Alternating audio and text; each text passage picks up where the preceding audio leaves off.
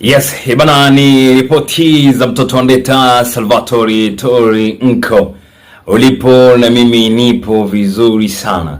Ibana, mtu mmoja mkazi wa kijiji cha Lubungo kata ya Mikese, halmashauri ya wilaya ya Morogoro. Mtu huyu ambaye amefahamika kwa jina la Yahaya mwenye umri wa miaka 70 anadaiwa kuuawa na wafugaji kwa kupigwa sehemu mbalimbali za mwili wake akiwa shambani majira ya jioni wakati akijaribu kuwadhibiti ng'ombe waliokuwa wameingia shambani kwake na kuharibu mazao. Basi moja kwa moja tupate undani wa tukio hili, namna ambavyo limetokea na namna ambavyo wananchi wamelizungumzia.